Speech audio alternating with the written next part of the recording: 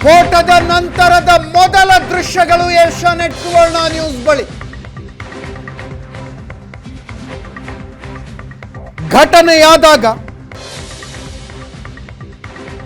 ಸ್ಫೋಟದ ತೀವ್ರತೆಗೆ ಜನ ಹೆಂಗೆ ಪ್ರತಿಕ್ರಿಯಿಸಿದರು, ಮೊದಲ ದೃಶ್ಯಗಳು ನಮ್ಮ ಹತ್ರ ಇದೆ.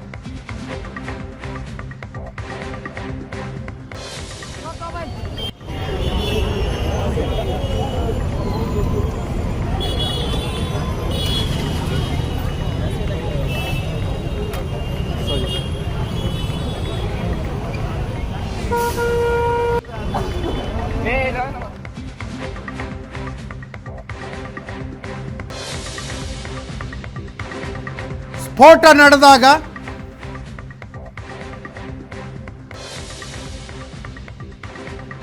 ಗಾಯಗೊಂಡವರಿಗೆ ಸ್ಥಳೀಯರೇ ಪ್ರಥಮ ಚಿಕಿತ್ಸೆ ಕೊಟ್ಟರು.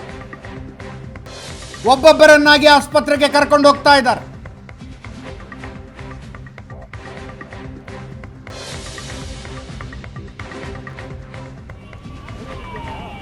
ಘಟನೆಯ ನಂತರದ ಮೊದಲ ದೃಶ್ಯ ಇದು.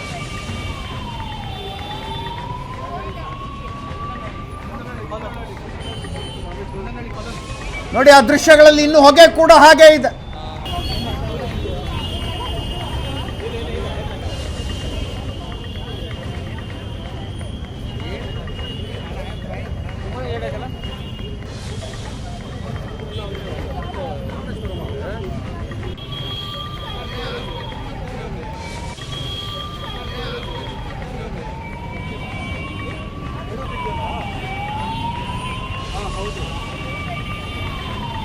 ಹಾಕೊಂಡಿರುವ ವ್ಯಕ್ತಿ, ಆತನ ಬೆನ್ನು ನೋಡಿದ್ರೆ ಗೊತ್ತಾಗುತ್ತೆ, ಸ್ಪ್ಲಿಂಟರ್ ಸಿಡಿತ.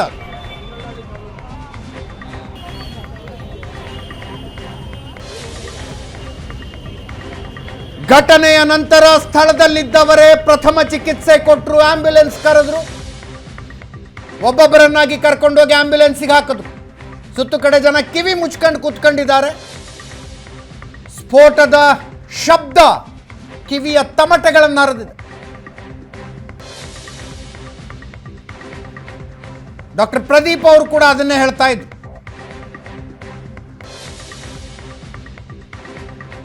ಎಲ್ಲರಿಗೂ ಆಗಿರುವ ಗಾಯಗಳ ಸ್ವರೂಪ ಬೇರೆ ಬೇರೆ ಇದೆ. ಒಂದು ಕಾಮನ್ ಸ್ವರೂಪ ಏನಂದ್ರೆ ಕಿವಿಯ ತಮಟೆಗಳು ಹರಿದಿದೆ.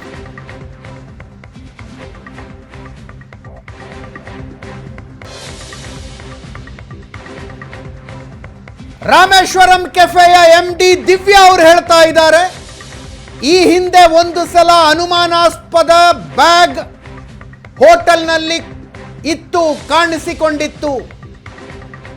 ತೆರೆದು ನೋಡಿದಾಗ ಅದರಲ್ಲಿ ಮಡಕೆಗಳಿದ್ವು, ಮಣ್ಣಿನ ಮಡಕೆಗಳಿದ್ವು.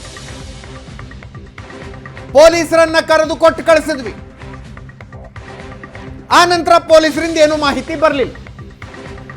ಇನ್ನೊಂದು ಸಲ ಅನುಮಾನಾಸ್ಪದ ಬ್ಯಾಗ್ ಪತ್ತೆಯಾಗಿತ್ತು, ಮತ್ತೆ ಪೊಲೀಸರನ್ನ ಕರೆದು ಬ್ಯಾಗ್ ಅನ್ನು ಕೊಟ್ಟು ಕಳಿಸಿದ್ವಿ. ಎರಡನೆಯ ಸಲ ಬ್ಯಾಗ್ ಅನ್ನು ನಾವು ತೆರೆದು ನೋಡಿರಲಿಲ್ಲ. ಆ ನಂತರ ಪೊಲೀಸರಿಂದ ಬ್ಯಾಗಿನ ಬಗ್ಗೆ ಯಾವುದೇ ಮಾಹಿತಿ ಬಂದಿರಲಿಲ್ಲ ಅಂತ ಹೇಳ್ತಾರೆ. ರಾಮೇಶ್ವರಂ ಕೆಫೆಯ MD, ಮ್ಯಾನೇಜಿಂಗ್ ಡೈರೆಕ್ಟರ್, ವ್ಯವಸ್ಥಾಪಕ ನಿರ್ದೇಶಕಿ ದಿವ್ಯಾ ಅವರು ಹೇಳ್ತಾ ಇರುವಂತಹ ಮಾತು.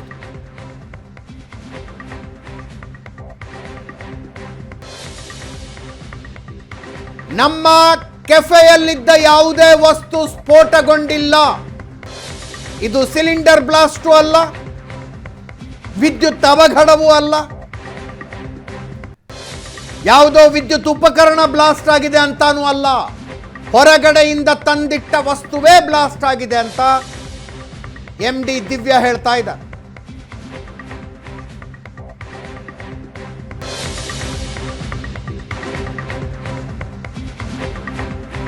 10 ಸೆಕೆಂಡುಗಳ ಅಂತರದಲ್ಲಿ 2 ಬ್ಲಾಸ್ಟ್ಗಳಾಗಿದೆ.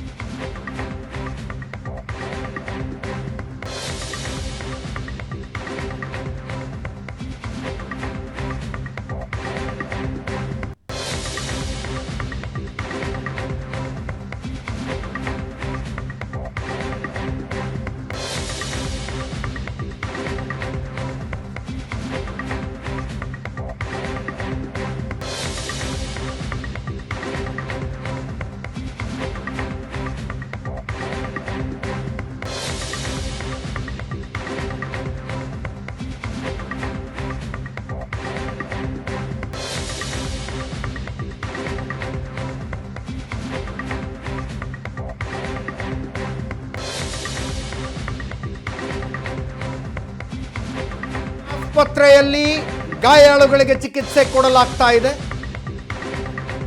ಒಬ್ಬ ಮಹಿಳೆಗೆ 40% ಬರ್ನ್ ಇಂಜುರಿ ಆಗಿದೆ, ಸುಟ್ಟ ಗಾಯಗಳು.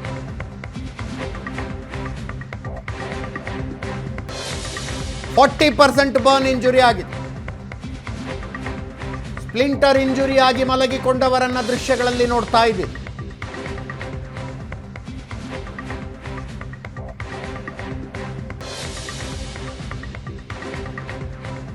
ಸ್ಫೋಟ ನಡೆದ ಸ್ಥಳದಲ್ಲಿ ಆ ಎಲ್ಲೋ ಟೀ ಶರ್ಟ್ ಹಾಕ್ಕೊಂಡು ಬೆನ್ನಿನಲ್ಲಿ ಟೀ ಶರ್ಟ್ ಎಲ್ಲ ಹೋಲ್ ಆಗಿತ್ತಲ್ಲ, ಬಹುಶಃ ಅದೇ ವ್ಯಕ್ತಿ ಇರಬೇಕು. ನಮ್ಮ ಸ್ಕ್ರೀನಿನ ಮಧ್ಯಭಾಗದಲ್ಲಿ ಮಲಗಿರೋ ಇದೇ ವ್ಯಕ್ತಿ ಇರಬೇಕು. ಬೆನ್ನಿಗೆ ಗಾಯಗಳಾಗಿರೋದನ್ನು ನೋಡ್ತಾ ಇದ್ದೀವಿ.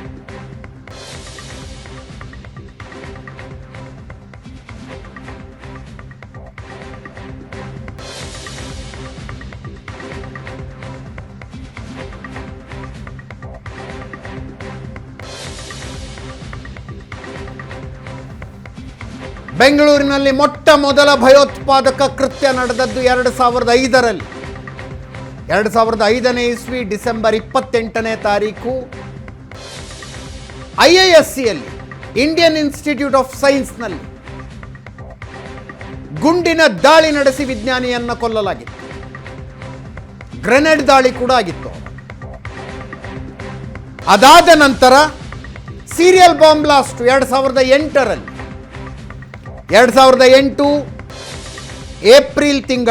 ಜುಲೈ ತಿಂಗಳ 25ನೇ ತಾರೀಕು ಬೆಂಗಳೂರಿನಲ್ಲಿ ಸೀರಿಯಲ್ ಬಾಂಬ್ ಬ್ಲಾಸ್ಟ್ ಆಯಿತು. ಆಡುಗೋಡಿಯಿಂದ ಹಿಡಿದು ಮೈಸೂರು ರಸ್ತೆಯ ತನಕ ಒಂದೇ ರೂಟ್ನಲ್ಲಿ ಬಾಂಬ್ಗಳನ್ನು ಇಡ್ತಾ ಹೋಗಿದ್ರು. ಹೂವಿನ ಕುಂಡದ ಮಾದರಿಯಲ್ಲಿದ್ದವು ಬಾಂಬ್ಗಳು. ಕೋರಮಂಗಲದ ಫೋರಂ ಮಾಲ್ ಪಕ್ಕದಲ್ಲಿ ಒಂದು ಬಾಂಬ್ ಬ್ಲಾಸ್ಟ್ ಆಗದೆ ಹಾಗೆ ಸಿಕ್ಕಿತ್ತು. ಹೂವಿನ ಕುಂಡದ ಮಾದರಿಯಲ್ಲಿತ್ತು. ಅದಾದ ನಂತರ 2010ನೇ ಇಸ್ವಿ ಏಪ್ರಿಲ್ 17ನೇ ತಾರೀಕು IPL ಮ್ಯಾಚ್ ನಡೀತಾ ಇತ್ತು. ಚಿನ್ನಸ್ವಾಮಿ ಸ್ಟೇಡಿಯಂ ಹೊರಗಡೆ ಬಾಂಬ್ ಬ್ಲಾಸ್ಟ್ ಆಯಿತು. 10 ಜನರಿಗೆ ಗಂಭೀರ ಗಾಯಗಳಾದವು. 10 ಜನರಿಗೆ ಗಂಭೀರ ಗಾಯ. ಚಿನ್ನಸ್ವಾಮಿ ಸ್ಟೇಡಿಯಂ ಬಾಂಬ್ ಬ್ಲಾಸ್ಟ್ ಅಂತಾನೆ ಗುರುತಿಸ್ತೀವಿ. ಅದು ನಡೆದು ಕರೆಕ್ಟಾಗಿ 3ನೇ ವರ್ಷಕ್ಕೆ. ಚಿನ್ನಸ್ವಾಮಿ ಬಾಂಬ್ ಬ್ಲಾಸ್ಟ್ ನಡೆದದ್ದು 17 ಏಪ್ರಿಲ್ 2010. 17 ಏಪ್ರಿಲ್ 2013ಕ್ಕೆ ಮಲ್ಲೇಶ್ವರಂನ BJP ಕಚೇರಿಯ ಮುಂದೆ ಬಾಂಬ್ ಬ್ಲಾಸ್ಟ್ ಆಯಿತು. 12 ಜನ ಪೊಲೀಸರು ಸೇರಿದಂತೆ 17 ಜನರಿಗೆ ಗಾಯಗಳಾದವು. 2014ನೇ ಇಸ್ವಿ ಡಿಸೆಂಬರ್ 28ನೇ ತಾರೀಕು ಕೊನೆಯ ಬಾಂಬ್ ಬ್ಲಾಸ್ಟ್ ಆಗಿತ್ತು ಚರ್ಚ್ ಸ್ಟ್ರೀಟ್ನಲ್ಲಿ. ಅಲ್ಲೊಂದು ಕೋಕೋನಟ್ ಗ್ರೂವ್ ಅಂತ ಹೋಟೆಲ್ ಇದೆ.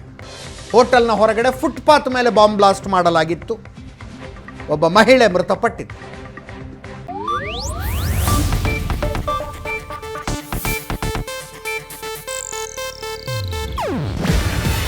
ಇದು ಏಷ್ಯಾನೆಟ್ ನ್ಯೂಸ್ ನೆಟ್ವರ್ಕ್ ಪ್ರಸ್ತುತಿ. ನೀವು ನೋಡ್ತಿದ್ದೀರಾ ಏಷ್ಯಾನೆಟ್ ಸುವರ್ಣ ನ್ಯೂಸ್.